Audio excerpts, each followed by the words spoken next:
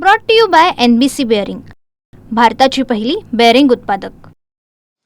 नाशिकमध्ये कुंभमेळा नियोजन आयोजनासाठी आता वृक्षतोड केली जाते आणि यालाच धरून आपण अरविंद सावंत जे मुंबईचे खासदार आहेत, आपण त्यांच्याशी बातचीत करण्यासाठी पोहोचलेलो आहोत. एकीकडे साधू संतांसाठी वृक्षतोड केली जाते. गिरीश महाजन म्हणतात की एक झाड तोडलं तर 10 झाडं त्या ठिकाणी लावू. कसं पाहता याकडे? बकवास. साधू संत तुकारामांची आठवण येते का रे? वृक्षवल्ली आम्हा सोय रे वनचरे, वृक्षवल्ली आम्हा सोय रे, हे संत तुकारामांचं अभंगातलं खास वाक्य. मला आश्चर्य वाटतं की या संदर्भात कालच आदरणीय उद्धवजी ठाकरे साहेब बोललेलेच आहेत. आश्चर्य याचं वाटतं की सगळंच गुडघ्यात ठेवलंय का तुम्ही? मला कळतच नाही का नुसता व्यापार का बाजार मांडलाय देशाचा. एका 12 वर्षानंतर येणाऱ्या कुंभमेळ्यासाठी, यापूर्वी झाले नाहीत का कुंभमेळे? तपोवन सुचलं तुम्हाला झाडं तोडायला. किती उजाड जागा आहे तिथे, खाजगी शेतकऱ्यांची जागा आहे. त्यांना भाडे जा आणि त्यांच्याकडे घ्या आणि पाडा काय ते नंतर तुमचं काम बांधकाम. उलट ते न करता वृक्ष तोडायला निघालात तुम्ही आणि एका ठिकाणी झाड लावू आणि तुमची जी काय आतापर्यंत बांधकामं झाली ती तोडणार कधी, ती लावणार कधी आणि पुन्हा 12 वर्षांनी ती पुन्हा तोडू. काय म्हणजे? म्हणून मी गुडघ्यात आहे का विचारलं पहिल्यांदा. तुम्ही इतक्या देशाचं वाटोळं करायचं कंत्राट घेतलेले लोक आहेत हे सगळे. कारण मुळात असं आहे की आपल्याला आठवत असेल की मुंबईच्या मेट्रो रेलचं टर्मिनस गोरेगावच्या आरे कॉलनीत करायचं ठरलं. त्यावेळेला आदरणीय उद्धवजी ठाकरे साहेब मुख्यमंत्री होते. त्यांनी याला कडाडून विरोध केला. कारण उभ्या जगामध्ये असं एकमेव शहरात असलेलं जंगल आहे ते आणि मुंबईकरांचं फुफ्फुस आहे ते, त्याच्यावर घाव घालू नका. उलट त्यांनी त्या जंगलाचा विस्तार केला. उद्धवसाहेब ठाकरेंनी आणखी त्या जंगलाचा विस्तार केला. तिथं वन्य प्राणी आहे, सगळं काय आहे.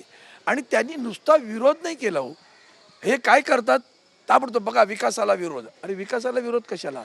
त्यांनी तुम्हाला पर्यायी जागा सांगितली ना, कांजूरला द्या म्हणून. ती जागा केंद्र सरकारची आहे. कधी बावनकुळे त्याच्यावर चंद्रकांत पाटील सभागृहात बोलली होती, ती जागा महाराष्ट्राची आहे. नंतर काय सांगतात केंद्राची आहे. त्यांनी अडवून धरलं. आम्ही अडवून धरलं का तुमचं? मेट्रोच्या बाबतीत सुद्धा तुम्ही जो वाकडेपणा केलात ना, तो अडवून धरण्याचं काम तुमचं आहे. अडवून धरण्याचं आणखीन एक उदाहरण थोडं वेगळं मी देतो 2 मिनिटांनी तुम्हाला. आधी हे सांगतो, मग त्या कांजूरची जागा तुम्ही दिली नाहीत आणि आता यांचं सरकारला कांजूरची जागा पण देता. मग का विध्वंस करतात त्या जंगलांचा? वातावरणातील बदलाचे दुष्परिणाम आपण पाहतो आहोत, जगभर पाहतो आहोत. हिमालयापासून कसं स्खलन होतंय पाहतोय, नद्यांना येणारे पूर पाहतोय. पाऊस 9 मेला महाराष्ट्रात सुरू झाला, डिसेंबर उजडायला आला तरी पाऊस पडतोय अजून. कळत नाही अजून आपल्याला आणि तरी वन तोडायला तुम्ही निघालात. आमचा याला कडाडून विरोध काल आदरणीय उद्धवजींनी सांगितलंय. आज माननीय राजसाहेबांनी पण त्याच्यावर ट्विट केलेलं आहे. आणि शिवसेना उद्धव बाळासाहेब ठाकरे आणि राजसाहेब ठाकरे आम्ही याच्यावर रस्त्यावर सुद्धा प्रसंग आला तर आम्ही उतरू, पण ही झाडं तोडू देणार नाही म्हणजे नाही. नक्कीच. राज ठाकरे म्हणतायत की साधूंच्या नावाखाली संधी साधूपणा कोणी करता कामा नये. सयाजी शिंदे यांनी सुद्धा म्हटलंय की साधू येत जात राहतात.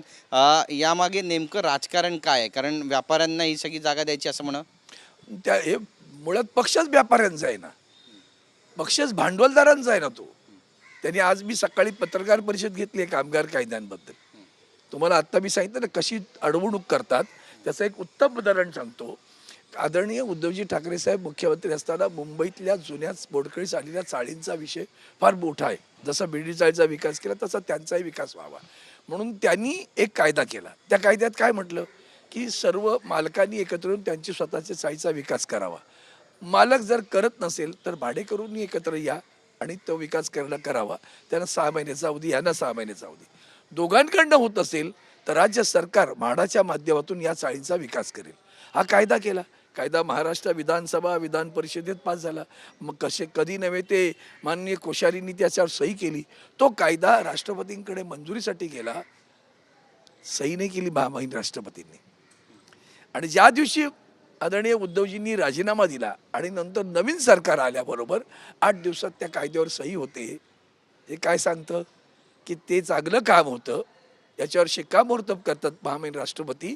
पण ते उद्धवजींच्या हस्ते होत होतं, ते होऊ नये, आमच्या हस्तेच व्हावं म्हणून त्याच्यावर स्वाक्षरी करायला तुम्ही विलंब करता.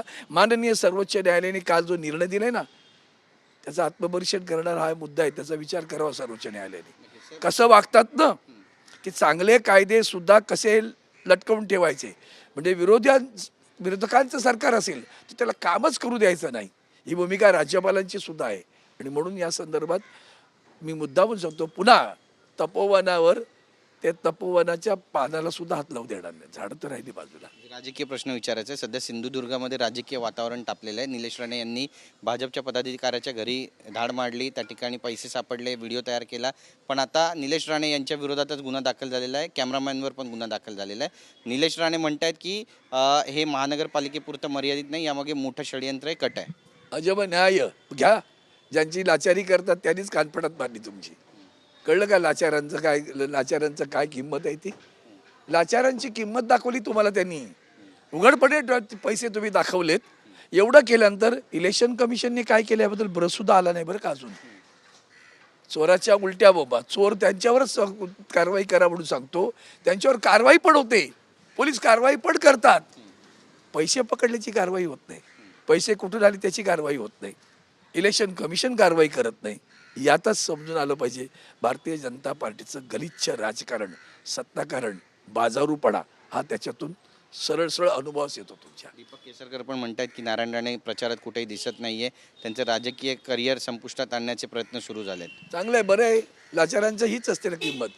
तो त्यांचा उपयोग झाला ना, वापरा आणि फेकून द्या, हेच तर भाजपचं धोरण आहे. ते पहिल्यापासून आहे, ते आज नाही आहे. आदरणीय उद्धवजी बदले नाहीत बरं का, म्हणून त्यांचं कौतुक आहे जास्त.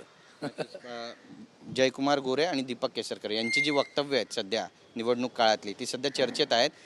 दीपक केसरकर म्हणतायत की भाजपचे पैसे घ्या पण मत शिवसेनेला द्या. जयकुमार गोरे म्हणतायत की पैसे कुणाचेही द्या पण मत भाजपलाच द्या. आणि पलीकडे आणखीन म्हणते झोपू नका, लक्ष्मी येणार आहे. ते पण सांगा ना, कोण कोण काय काय सांगताय ते. मग ते आहे ना, म्हणजे लक्ष्मी झोपू नका. बावनकुळे म्हणाले ना, चिक्कार पैशाची चिंता नाही करायची. त्या आता खरं सांगतो शिवराळ भाषा येते मुखात, पटकन आवरतो मी स्वतःला. त्या निवडणूक आयोगाच्या डोळ्यावर पट्टी आहे, आंधळे आहेत, बहिरे आहेत, मुके आहेत, हाताला लकवा भरलाय. एकदा सांगून टाका त्यांनी. एवढं सगळं बोललं तर तुमचं एक कारवाई होत नाही का तुमची? नोटीस पण जात नाही का तुमची? हा, कसलं इलेक्शन निवडणुका घेता हो? बाजार बसवे बरे तुमच्यापेक्षा. मतदानाला जाताना 1,500 रुपये देवाभाऊने दिलेत, हे विसरू नका. तुमचा नवरा तुम्हाला 100 रुपये पण देत नाही असं जयकुमार गोरे म्हणतात. मी आता विचार करावा, असला उडाण टप्पू भाऊ दुसऱ्याच्या डेल्ल्यावर पैसे मारून तुम्हाला देतो. ते जनतेचे पैसे आहेत बरं, त्यांच्या खिशातले पैसे नाहीत, पहिलंच लक्षात ठेवा. सरकार पैसे देतं ते सरकारच्या किंवा त्या पक्षाच्या खिशातले नाहीत, ते आम जनतेच्या करांमधनं आलेल्या पैशातनं तुम्हाला पैसे देतात. आणि तुमच्या नवऱ्याची किंमत काय केली आता तरी महिलांनी, आमच्या बहिणींनी स्वाभिमान दाखवावा. नक्की धन्यवाद आमच्याशी बातचीत केल्याबद्दल. तर महिलांनी, लाडक्या बहिणींनी स्वाभिमान दाखवावं असं म्हणतायत खासदार अरविंद सावंत. नेमकं आता या राजकारणामध्ये आणि येत्या निवडणुकांमध्ये काय काय पाहावं लागणार आहे हे सुद्धा पाहणं महत्त्वाचं ठरणार आहे. कॅमेरा पर्सन योगेश गुरवसह Girish Gaikwad, TV9 Marathi, Mumbai. Brought to you by NBC bearing, भारताची पहिली बेअरिंग उत्पादक.